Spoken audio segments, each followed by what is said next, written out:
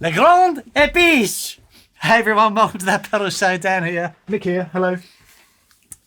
And that is the sound of a Space Echo. Indeed. Okay, so obviously we're talking about Boss's not so new anymore RE-202 and RE-2 Space Echoes. We've struggled a bit with this video. We have, indeed. Because people do demos so much better than we do. well, that's one side of it.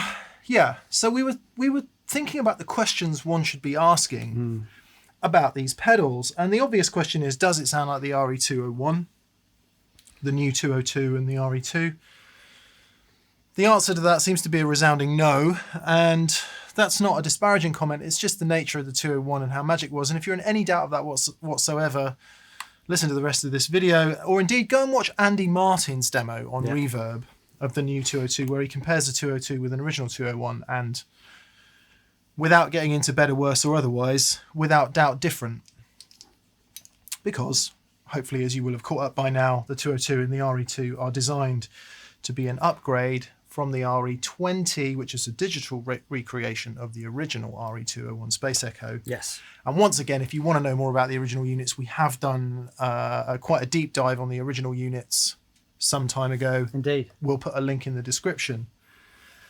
So Andy's answered that first question. Don't think we need to go into that too much more detail. The next question is, what about its kind of deep dive on its features and some of the things it's good at? Watch Pete Thorne's demo. Yeah, just Pete's his demos are so good, but man alive, the Space Echo, the RE-202 video, just stonking.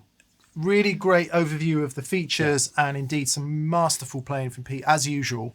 And he'll show you just how creative you can be with it. It's very inspiring, in fact.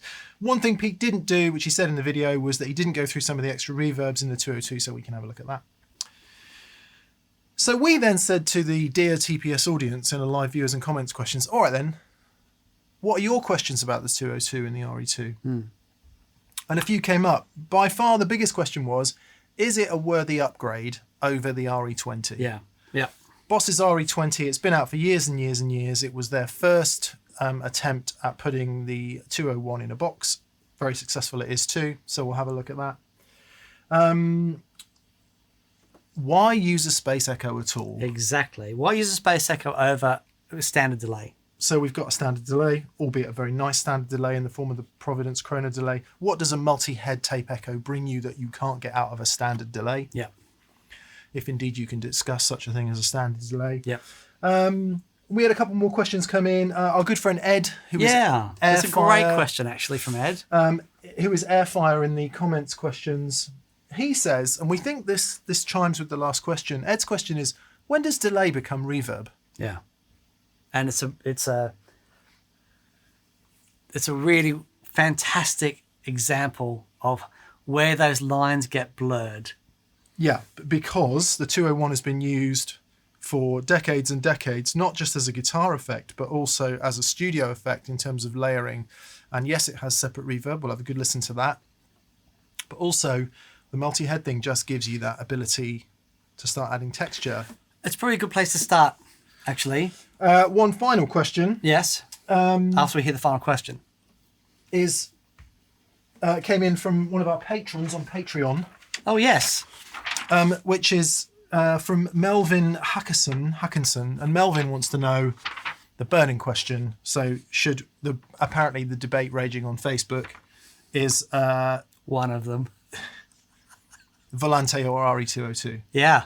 We're not doing that today, but the good news is we are doing that in depth next week. There'll be a Volante and RE-202, and we'll throw in the new Line 6 DL4 Just for good measure. Mark II for good measure. So that's what we're going to... thank you, everyone, for your questions, and hopefully we can throw some light on this. Finally, just to say, we're not quite sure why.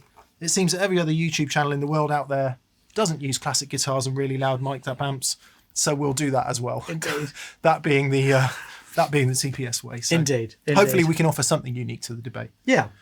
Well, let's start then with that question, what's the difference? When does delay become reverb?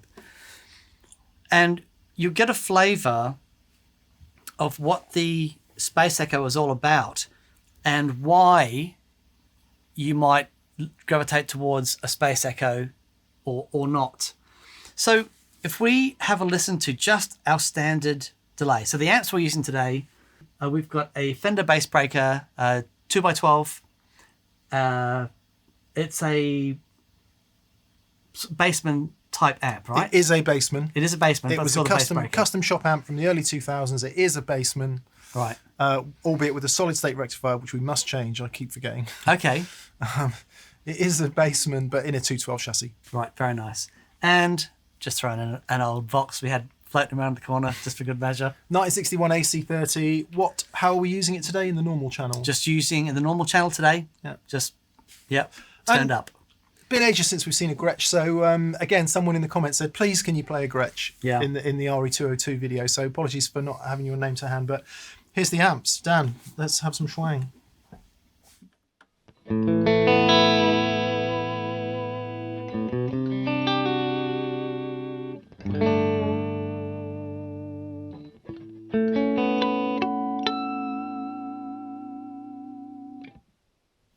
It's just the amps. Give me a G chord on the bridge pickup.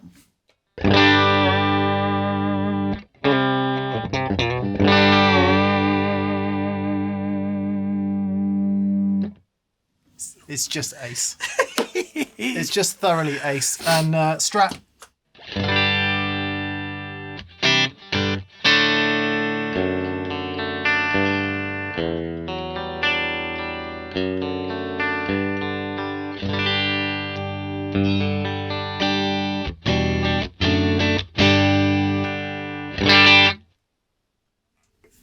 That, you could have gone to a shop in 1961, picked up that AC30 with that Strat. How cool is that? Nice lot of high end, and we've deliberately left a lot of nice high end in there with the classic guitars and amps, because it really does start to do nice things when we turn the pedals on. Okay, first question then, Dan. Why use a space echo at all instead of a normal delay? And by normal delay, we mean a delay that you turn on and it has one head, basically, one repeat. It records your sound and plays it back. And then you can dictate how many times it plays that back. So we've got the chrono delay on here, and that sounds thusly.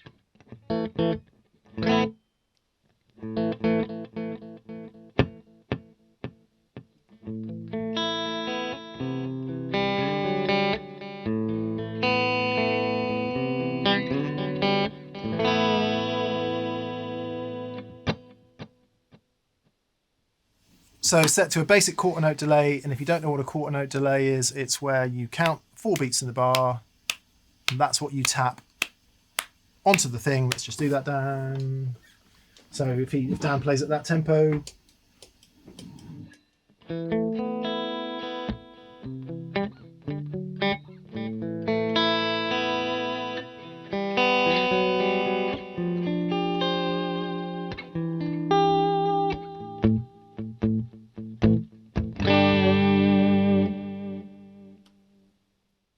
That is what a standard delay pedal does, and without going over too much old ground, shorter delays, very, very short delays, doublings. Yes. Bit longer than that, up to 120 milliseconds or so is what we'd think of as slapback. Then we get into our sort of mid delays, anywhere between 250 and 400, I guess. And then longer than that, we would consider long delay. You don't need to go over that old ground. One head, however many repeats you like, but that's what that's doing. Exactly. So what do we add then when we go to a multi-head tape echo, such as the RE-202 or 201? So imagine that we've got a few of these in line, and we can change the delay time, and we can have a different delay time for like 3 different heads as well. So what the RE-201 and 202 is doing is it's giving us, if you imagine a tape delay, when you've got this tape going around and it records your sound, and then normally on a single head, it record the sound and then travel on the tape and hit your playback head. What the 201 gives you is 3 different playback heads, so that your playback sound hits the first head, which is your shortest delay, hits the second head, which is a bit longer delay, and then hits the third head, which is longer still. We can demonstrate that because on the very famously, the RE-201 Space Echo had that big mode selector in the middle of the panel there. I'll do a close-up so you can see that. And that is doing what Dan just said. It's selecting a combination of those playback heads. Yes. Which we'll demonstrate now. The thing about the 202, which separates it from the RE-2 and indeed the RE-20 and indeed the RE-201, is it has a 4th playback head, which we'll get to in a while. Indeed. Okay, so program 1, Dan. Yes. Program 1 is just head number 1. Okay.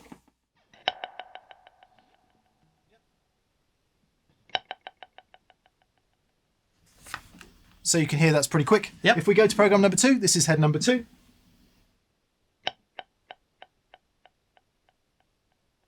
And that should be double the time of playback head number 1. Right, very nice. Here's playback head number 3.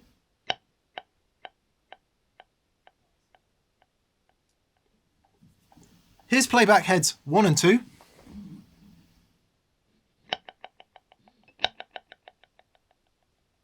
Here's playback heads 2 and 3.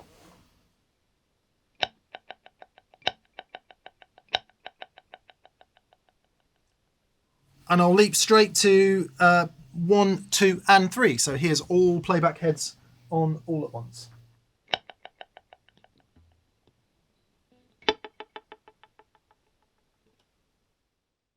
So this is where it gets really interesting. If you listen to the repeats, you'll hear a phasing of them coming in where they're mixing together, right? And it gives you this ethereal quality to the repeats. So if I take the chrono delay and I match that tempo,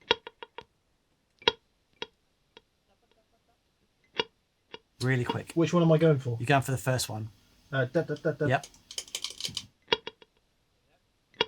So give me some repeats on some. So a similar delay time with the chrono delay, and we get this. Right, it's just one head. One head, lots of repeats. And that sounds like this.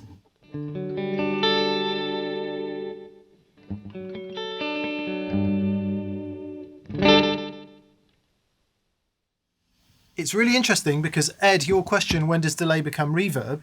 Because we've got lots of repeats over a short delay time, yeah, it sounds, it's kind of getting into reverb territory. Absolutely, it sounds like reflections, right? Yeah, whereas if we just sorry, you're right. Before we move on, if we take that down to one repeat.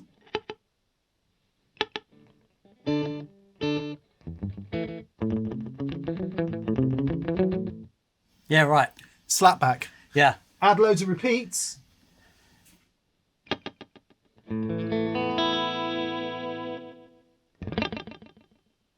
And Ed, to answer your question, that is one way in which delay starts to emulate a bit of reverb. Where it really comes into its own. Yeah, right. Where you add more heads. Exactly. So we're adding more heads, and what happens is those repeats, even though they're the same time, because you're playing back on different heads, they start to mix and modulate in a really interesting way.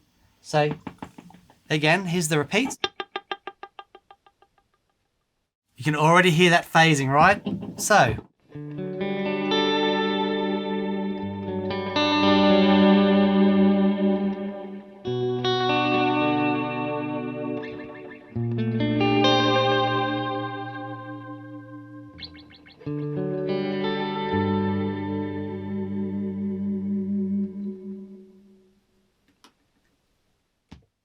And that is why they called it the space echo, because that phasing and modulating of the repeats gives you this ethereal space type thing. It's so cool.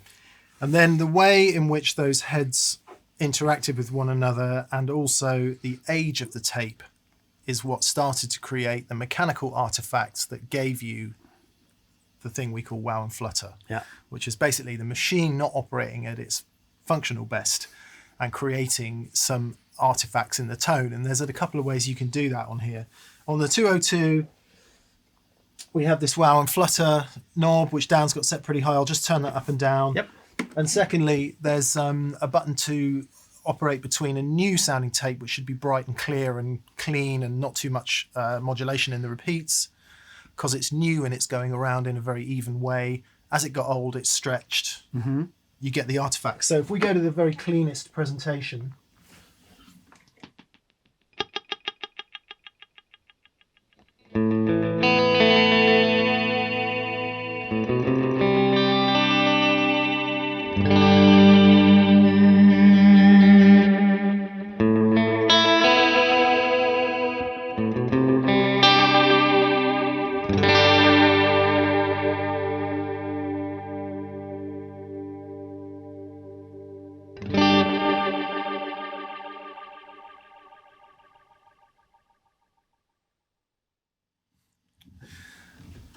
so being able to mix those heads in that way, get it all crashing in on one another, affect the mechanical sort of sound of the tape machine itself. Yeah.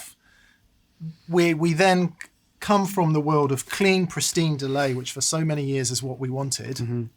When we were bored with tape machines going wrong, analog delay sounding all crunchy and broken once you start getting down to the end of that delay time there. Into really nice, clean sounding digital delay. And there was a period in time there where that's what everyone wanted, until they started getting out their old 201s, their old Binson Ecker X, their old Tate Watkins copycats and things like that, and started to enjoy some of the mechanical artifact of the sound that the machine itself was creating. And that is Indeed. really why you would use a Space Echo. Exactly. So, a Space Echo type multi-head thing. You know, the Benson's a really good example, right? Because a lot of people use a Benson style pedal because they love that almost reverby thing. Yeah. And that's what we're getting. That multi-head gives you that depth. Yeah, if you don't know what that is, the Binson Echo X was a different way of doing echo. We've done deep dives on it before, and indeed next week you'll see a Binson recreation when we compare it with the 202. Yeah. All right. So on from there was a couple of things that the 202, or at least the 201, does really nicely. Before we move on, Dan, let's just listen to the 202 and the 201. Okay. Can you set me up with heads 1, 2, and 3? I'll tell you what they are. Now, nice coffee stain, look at that. On the RE-2, the compact pedal, and the 201, the mode knob is exactly the same. On the 202, it's different because there's an extra head. So Okay. heads 1, 2, and 3 is... would need to be program 11, but with the reverb turned off. On the original. Yeah. Okay. Reverb is off. Of course, there is reverb, as we'll get into. What we got then? There you go.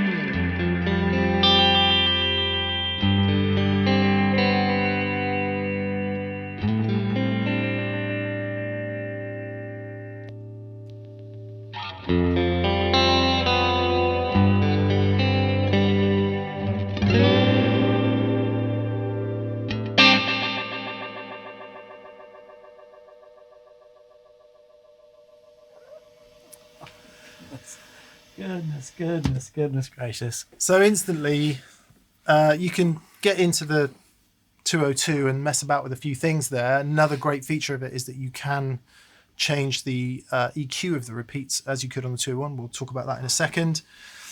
What you notice there, because we had the wow and flutter turned right up, there was much more artifact in the sound of the 202 because it's emulating that. That doesn't have control for any of that, does it? No, because it was natural. I can add age and stuff to it. So in 10 years' time, it'll sound 10 years older. Yeah. But it's one of those things where it's, mechanically it's imperfect, as all mechanical things are. And so it just has, which is why one space echo will sound different than another or another. Yeah. And, I bought this from Soundgas. And I sat there, I had 12 space echoes to choose from. And I spent the whole day going through them. And you wouldn't believe how different they sound. Yeah. So that's a really important point about the 202 and the 2. Boss spent a lot of money and a lot of time picking a couple of space echoes. Yep. Or a number of space echoes that they thought were very typical of the breed and emulating them. So it might not be the case that they all sound the same. So just because it doesn't sound like ours doesn't mean it doesn't sound like another one. Okay, so moving on from there then, there's a couple of manual things we can do to a space echo to change the sound. And what you heard over the intro was manipulating they call it intensity? Yes. Which is essentially the feedback, i.e. how many repeats are fed back into the echo, and the time together to give you some of those really spacey kind of sounds. And you could do this on analog delays, of course. Mm-hmm. Something like a Boss DM2 or an Ibanez 89 or something like that. Memory Man, very famous Bucket Brigade device, analog delays. What the Space Echo offered you was a higher fidelity environment in which to do it, because tape sounds so nice, plus you've got 3 heads. Indeed. Should we get into that just for a second? Because I think, of all the reasons to choose a Space Echo, this is right up there. Yeah, so what I'll do, I'll get you to play, and I'm going to get it right on the verge of oscillation. Okay. Right? I'm just going to add a little tiny bit of boosty overdrive. Yeah. Which will help us with that a bit. Not much, not a huge amount of gain, just a little bit of push, and then we'll see how that goes. This guitar is so old; it has a 3-way selector. That's so cool.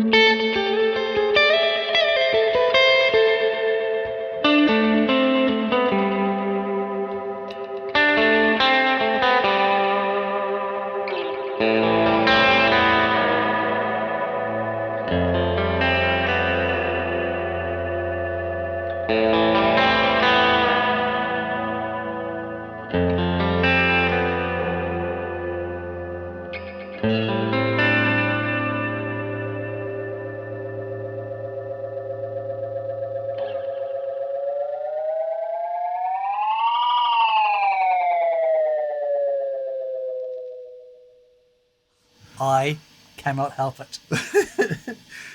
And that, so Dan was messing around with the intensity there, i.e. the number of repeats, so that it would get into self-oscillating feedback, as it were. And then at the end, he changed the time. Interestingly, Boss, as on the old machine, you'd have to do that manually, right? You'd have to bend down and twist the old knobbers there, which is all part of the fun in an analog experimentation kind of way. Boss has put those two things, essentially. You can twist the knobs if you want, but they've kind of put it on 2 foot switches. Yeah. So well, let's have a listen. Play the same. play the same thing.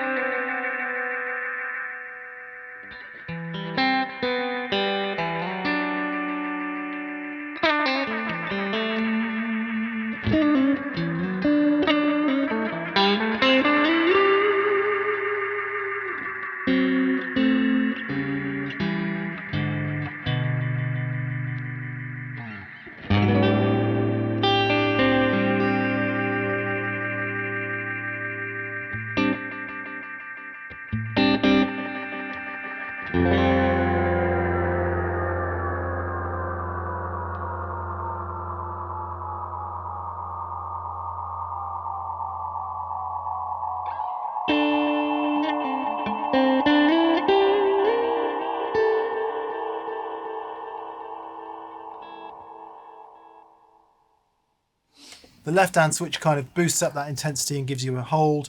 The right-hand switch turns the speed up and down, doesn't it? The right hand switch will do like a so it'll do like a yes, do the speed thing. So,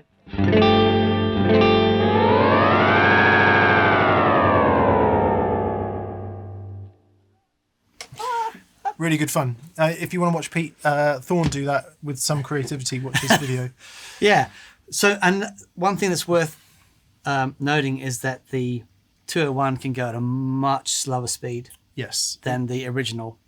But I think the thing is, why you would want a space echo type sound in contrast to like a normal delay, because of all those character things it gives you. It's a textural, Lovely. Ethereal thing, isn't it? It really Rather is. than an overt delay. Ed, I hope that answers your question about when also does delay become reverb, because you're getting a bunch of short repeats that are all melding together and it has a reverby quality about it. One reason people really love space echoes and Echorex for that matter. Yeah. So before we get into the actual reverb then, because it has actual reverb as well. It does. There's another thing on the 202 which I think is really cool, and it's the saturation. So the other thing was, as the tape got old and as you sent more signal to it, it would distort more. Indeed. Does that affect the clean signal, or does it only affect... It only affects the tape. Yeah. Could you do that on there? Could you affect the drive to the tape? I am, at the moment... There's no knob for it. Well, there's an input gain here, which affects the signal going in, but it affects everything. Yep. And at the moment, it is all the way up. So that's as much as we can get. This preamp in there, I need to have this all the way up to get any sense of unity gain out of it. Yeah, I mean, that Dan mentions the preamp is another really important factor in any classic unit like this, the way it's making that sound. 202 has a couple of options there. Right, let's have a listen to this saturation control then. Okay.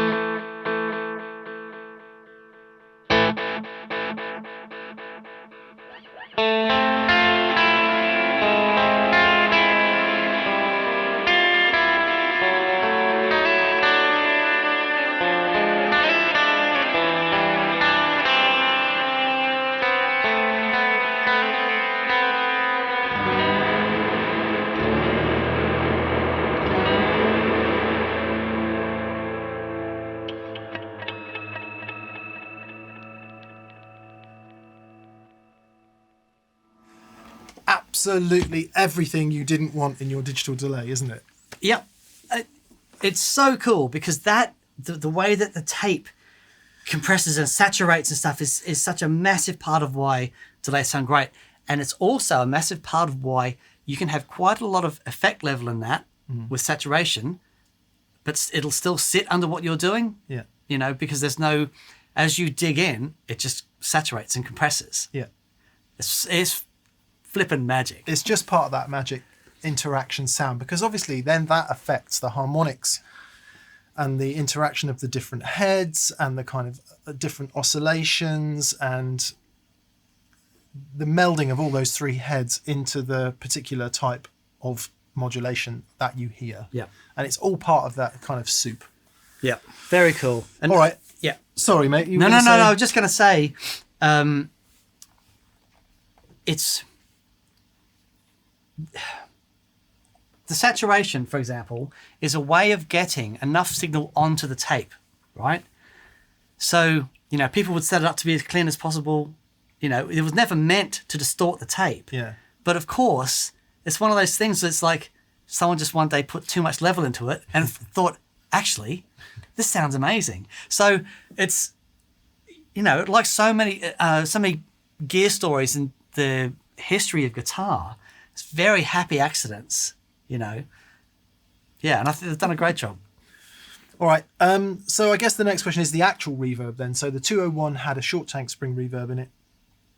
They've modelled that in the 202 and the 2. Incidentally, we should say the RE-2 and the 202 have the ability to sound identical. Yes, it's the same engine, same everything. The thing that the 2 doesn't have is the saturation control. Yes. It does not have the fourth head. Right. And it does not have the additional reverbs. This is true.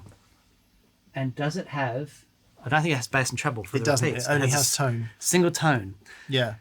Yeah. So if you want those extra features, we're going to listen predominantly to the 202 today. We think it's worth the extra, personally speaking, for the saturation control alone, actually. Indeed. Indeed. But also the bass and treble on the repeats. Plus the functionality benefit of really easy tap tempo, the 2 expression controls, and being able to turn the reverb on and off. And presets. Does 4 presets on board, and it's got 127 in addition if you want to do MIDI. Yeah. Nice. Okay. So let's have a listen to the original reverb, shall we? Yeah. If I turn the echo all the way down, just have strong knowledge on this and I'll turn the reverb up. You should get your telly out in a minute. Okay, we'll do.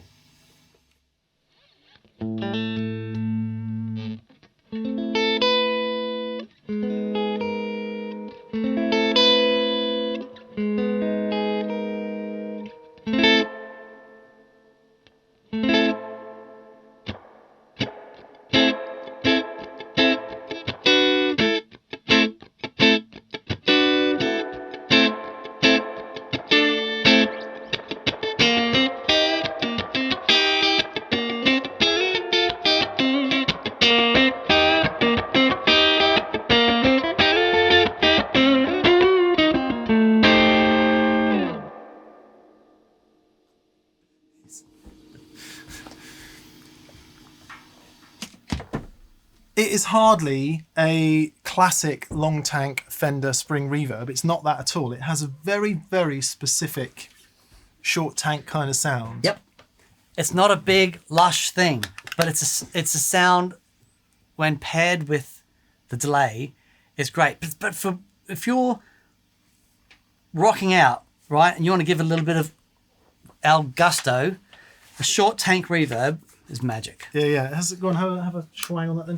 I think Dan's gone back to more familiar territory.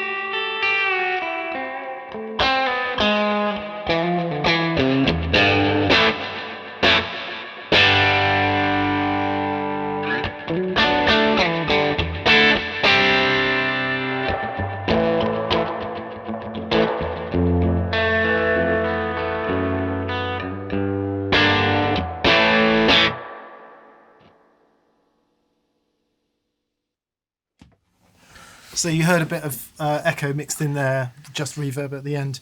Right, the 202 has got 4 different reverbs in it. I'm just going to check that it's currently set on the original emulation of the 201 Spring reverb.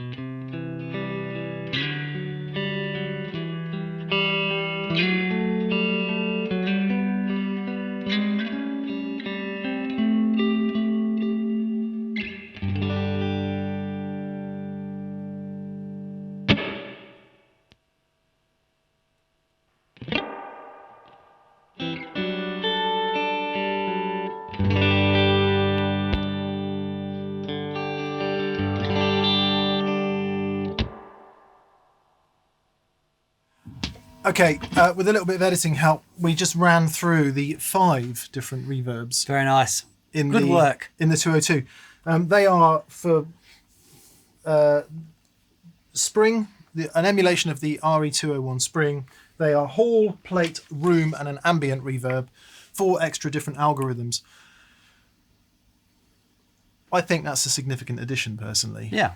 Because as cool as the 201 Spring sounds, it might not be to your taste, and Sure. you just might like a little bit of something different. I'm a big fan of the hall and the plate. Yeah. Nice. The only pain is you have to power it down, power it up in the edit mode. Hold down buttons. A pain. Press here. Yeah. And it's Face south. It's with your annoying. foot.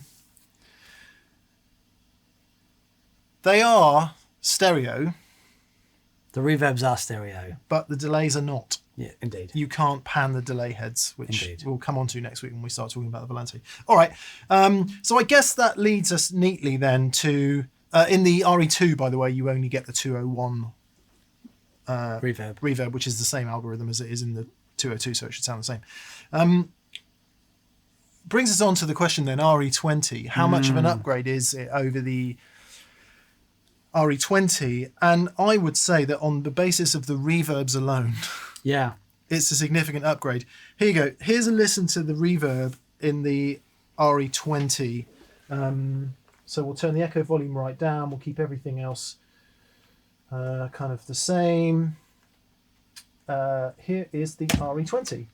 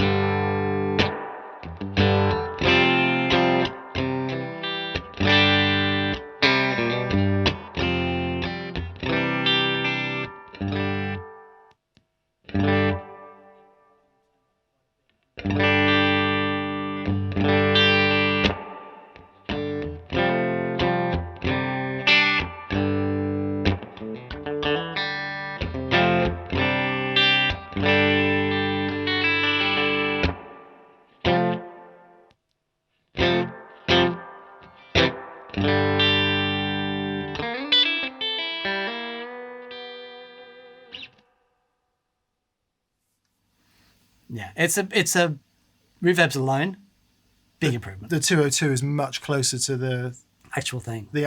where Yeah. you get that sort of early reflection.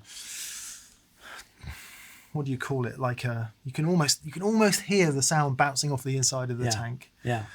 Which of course is not what's happening, but it definitely sounds more like the tank, I think, by some margin. So let's get into some of the echoes then. Let's dial up an echo sound on you like on here, Dan, and we'll recreate it in the RE-20. Do you need a guide to the heads? Well, I've always loved the sound of heads 2 and 3 because you get a small gap before the repeat. So if I turn the reverb down, just so you can hear that. This is where it starts to get a bit confusing because the mode selector on the 202 is different than the 20 or the 201, or indeed the 2. The difference being on I apologise in advance. On the 20 and the 201, if you want reverb, you have to be in a certain mode. On the 202, you can add reverb to anything. So you need, probably as you already are, Dan, you need to be in mode 5. Mode 5? On the 202, yep, which should give you playback heads 2 and 3. Yep. And then you can add your reverb to taste. Indeed.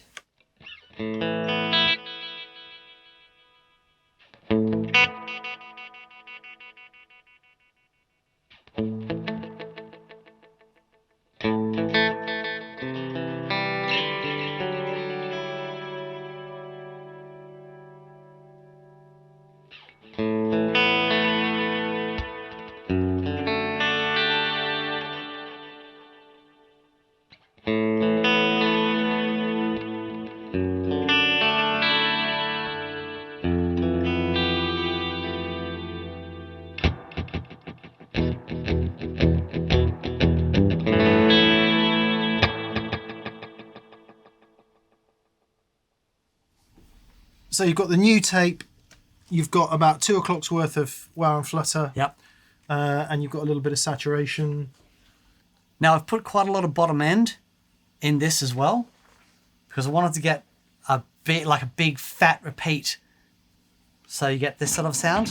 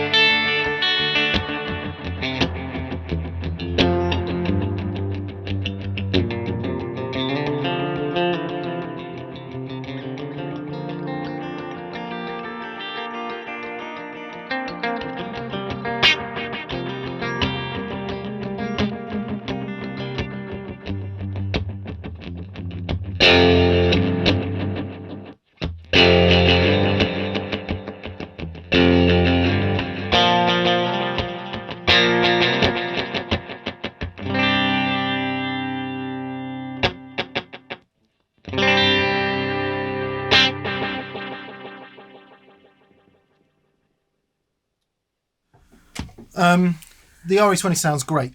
No does doubt sound about great. it. It's got a chewiness to it. It's got a togetherness to it. Mm-hmm. It's. I would suggest if you're using, I don't know, modern pickups, fairly sharp sounding amp, it rounds it off in a really nice way. But Sure. the fidelity on the 202 is a different game. It's awesome. It They've is done a- an awesome job. It is a different game.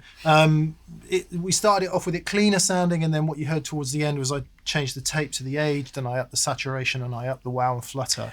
And I think if this is the sort of sound that you like, having that in there is a definite plus. You know what I mean? Being able to add that movement of the mechanism in here, it gives you that big, thick, lush modulation that you get from that sort of stuff. Yeah, I mean, I know we only did one comparison there, but I think certainly to our ears in the room, and it'll be interesting to hear if it comes across on the recorded audio, the 202 is in a different fidelity game than the RE-20. Not that the RE-20 doesn't have a thing and does flipping sound good. It does. There's no doubt about it.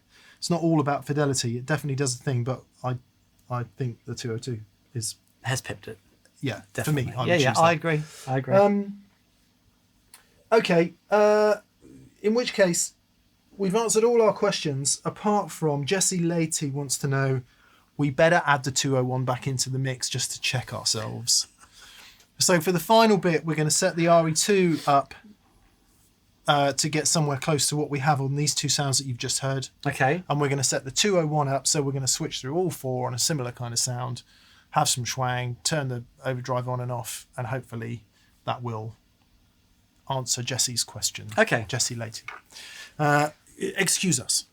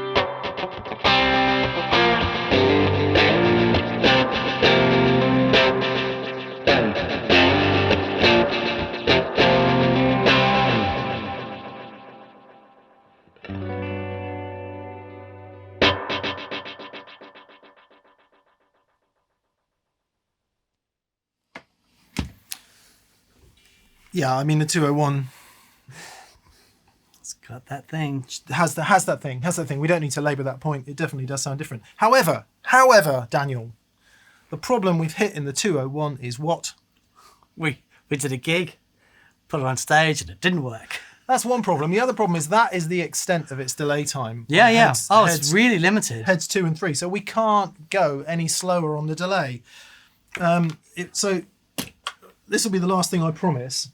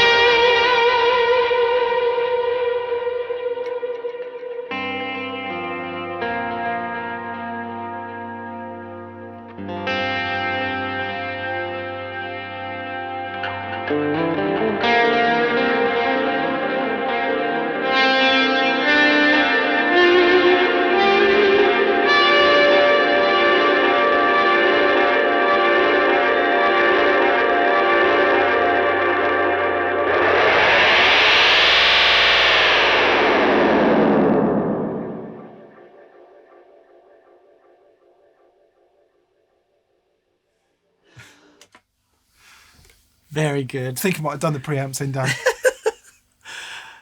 Fantastic. Inspiration machine. Yeah, brilliant. Such an inspiration machine. Yeah. All of them.